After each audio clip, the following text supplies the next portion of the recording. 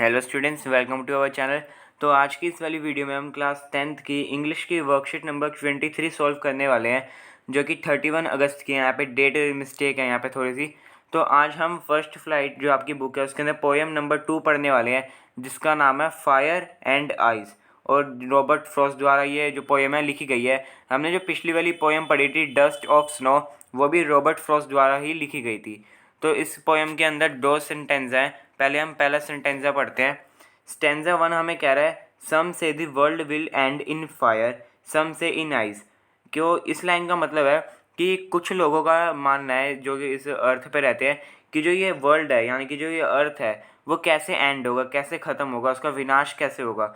कुछ लोग मानते हैं कि फायर से उसका विनाश होगा, और कुछ लोग कहते हैं या फिर मानते हैं ऐसा कि उसका जो विनाश होगा वो आइस से होगा। उसके आगे क्या है? From what I have tested of desire I hold with those who favour fire. तो यहाँ पे पोइट हमसे कह रहे हैं कि जो लोग ये मानते हैं या फिर ये कहते हैं कि फायर से जो हमारी अर्थ है वो ख़त्म होगी, पोइट उनके फेवर में है। ठीक है। अब स्टैंजा 2 हमें क्या कह रहा है? But if it had to perish twice. अगर हम हमारी जो अर्थ है वो फायर से डिस्ट्रॉय हुई मगर तब भी बच गई, जैसे तैसे बच गई, तो वो दोबारा भी उसको एक किसी मुसीबत का सामना करना पड़ेगा। I think I know enough of hate to say that for destruction of ice. अगर वो फायर से बच जाती है हमारी अर्थ, तो उसके बाद आइस भी है हमारे पास। ठीक है ना। तो आइस से क्या होगा? वर्ल्ड का डिस्ट्रक्शन जो है यानी कि बर्बाद वो होके ही रहेगी, ख़त्म होके ही रहेगी। It also great and would sufficient यानी कि सफिस। ठीक है ना। तो यहाँ पे सुफिस का मतलब यहाँ पे सुफिशेंट हो गया। तो यानी कि आइस भी काफ़ी सही है कि हम वर्ल्ड को डिस्ट्रॉय करने के लिए, ये कम नहीं है फायर से, ऐसा यहाँ पे कंपैरिजन के रूप में लिया गया है। तो यहाँ पे मेनली समरी जो है कि पोएट ये कहना चाह रहे हैं कि फायर और जो आइस है ये दोनों ही जो वो हैं अर्थ को डिस्ट्रॉय बहुत ही आसानी से कर सकती हैं। और यहाँ पे मोरल क्या हुआ हमारी पोएम का या स्टोरी का, जो भी आप कहो, यहाँ पे पोएम का जो मोरल है वो ये हुआ कि पोएट हमसे ये कहना चाह रहे हैं कि हमें सबके साथ भाईचारे से रहना चाहिए और किसी से भी बदतमीज़ी से बात नहीं करनी चाहिए, सबको इक्वल रिस्पेक्ट देनी चाहिए, डिस्क्रिमिनेशन नहीं करना चाहिए। हमें सबके साथ इक्वली मतलब मेंटेन करके रहना चाहिए, किसी को हेट नहीं करना चाहिए, हमें भाईचारे से रहना चाहिए। ठीक है ना, ताकि कभी भी कोई टेंशन का माहौल ना हो। अब यहाँ पे हमें क्वेश्चंस दे रखे हैं कुछ फिल इन द ब्लैंक्स वाले, इनको सॉल्व करते हैं। क्वेश्चन नंबर 1 है हमारा, read the main idea of the poem given below and fill the blanks spaces with correct options from the bracket. यहाँ पे एक दे टिक द करेक्ट वाला है, यहाँ पे ब्रैकेट हमें दे रखे हैं इस तरीके से। अब इसके अंदर से जो सा करेक्ट ऑप्शन है वो हमें यहाँ पे डैश जो है यहाँ पे ब्लैंक है वहाँ पे फिल करना है। तो करते हैं। The poem discuss how powerful dash emotions और इक्वेशंस कैन डैश डिस्ट्रॉय और delete everything around us.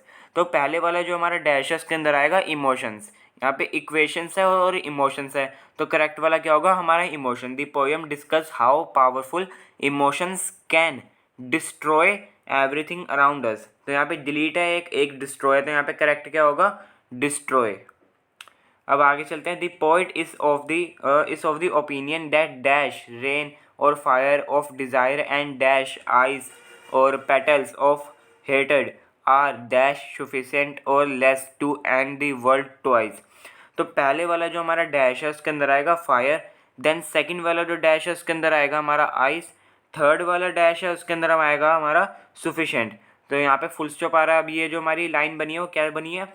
The poet is of the opinion that fire of desire and eyes of hatred are sufficient to end the world twice. अब आगे चलते हैं। We must respect differences and have dash anger compassion for each other to save the world. तो यहाँ पे correct क्या होगा? कंपेंशन। तो क्या बनेगा ये?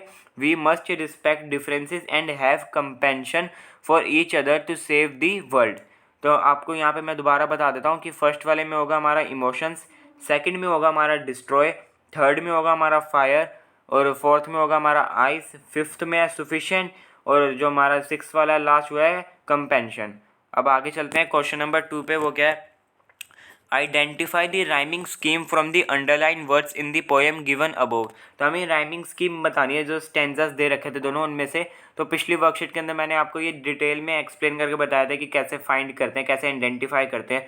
तो सेकंड वाले का जो करेक्ट आंसर होगा वो होगा हमारा बी वाला, A B C B C B। आप एक बार करके भी देख सकते हैं, इसका करेक्ट आंसर क्या होगा? बी वाला सेकंड का। अब क्वेश्चन नंबर 3 देखते हैं, the poem presents the image of, जो पोएम है वो किसकी इमेज प्रेजेंट कर रही है, इसका क्या आंसर होगा, ए डिस्ट्रक्शन, सेकंड है हमारा सेलिब्रेशन, थर्ड है हमारा अबाउंडमेंट, डी है हमारा रिजेक्शन। तो इसके अंदर करेक्ट वाला कौन सा होगा हमारा, ए डिस्ट्रक्शन। देन हमारा फोर्थ वाला, the poet is making a dash through this poem, जो पोएट है वो इस पोएम से क्या मेक कर रहे हैं, क्या बना रहे हैं या फिर क्या समझाना चाह रहे हैं, आप ऐसा भी कह सकते हैं। तो इसके अंदर पहला हमारा ऑप्शन है सीरियस वार्निंग, देन सेकंड है सिली मिस्टेक्स, थर्ड है सिंसियर अपील, फिफ्थ है बिग थ्रेट। तो इसके अंदर करेक्ट वाला क्या होगा हमारा, सीरियस वार्निंग। पोएट क्या यहाँ पे दे रहे हैं, सीरियस वार्निंग दे रहे हैं हमें कि हमारी जो अर्थ है वो डिस्ट्रॉय हो सकती है, किसकी वजह से, फायर और आइस की वजह से। अब क्वेश्चन नंबर 5 की तरफ चलते हैं। क्वेश्चन नंबर 5 है, ice is the second sentence denotes, जो सेकंड सेंटेंस के अंदर आइस है वो क्या डिनोट कर रहा है, क्या दर्शा रहा है। तो इसका करेक्ट आंसर क्या होगा, पहला है हमारा इंटॉलरेंस, सेकंड है अपाथ, सी है हमारा हेटेड और डी है हमारा ऑल ऑफ दिस। तो इसका करेक्ट आंसर क्या होगा, ऑल ऑफ दिस, यानी कि डी वाला। क्वेश्चन नंबर 6 पे चलते हैं, what does the poet not want to convey through the poem. तो यहाँ पे हमारा नोट आ रहा है, ये क्या है कि पोएम क्या वो कन्वे नहीं करना चाह रहा पोएम के थ्रू। पहला हमारा human beings should be greedy, B है we should focus on desire and hated, C है check our desires and love all, D हमारा बोथ ए एंड बी। तो ए और बी तो हमारे गलत हो गए, ठीक है ना। सी वाला जैसे कि मैंने आपको बताया सबसे भाईचारे के साथ रहना चाहिए, सबके साथ प्यार से बात करनी चाहिए, तो हमारा सी वाला करेक्ट होगा। तो हमारा पोएम क्या नोट है ना यहाँ पे, क्या दर्शाना नहीं चाह रहा, क्या कन्वे नहीं करना चाह रहा। तो इसके अंदर फर्स्ट और सेकंड हो गए हमारे ए बी, तो यानी कि करेक्ट वाला क्या होगा हमारा, डी वाला, बोथ ए एंड बी। हमारा जो है पोएट वो कहना नहीं चाह रहा या क्या वो कन्वे नहीं करना चाह रहा। तो यहाँ पे 6 क्वेश्चन थे जिसके मैंने आपको आंसर अच्छे से एक्सप्लेन कर दिया, उम्मीद है आपको समझ आ गए होंगे। अगर आपका अभी कोई डाउट है माइंड में तो आप नीचे कमेंट में लिख के पूछ सकते हैं। हमारी इस वाली वीडियो में आज इतना ही, उम्मीद है आपको पसंद आई होगी। अगर पसंद आई है तो प्लीज़ लाइक कर देना और चैनल पे अगर आप नए हो तो चैनल को सब्सक्राइब भी कर देना। हम आपसे मिलते हैं अगली वीडियो में। Thanks a lot for watching.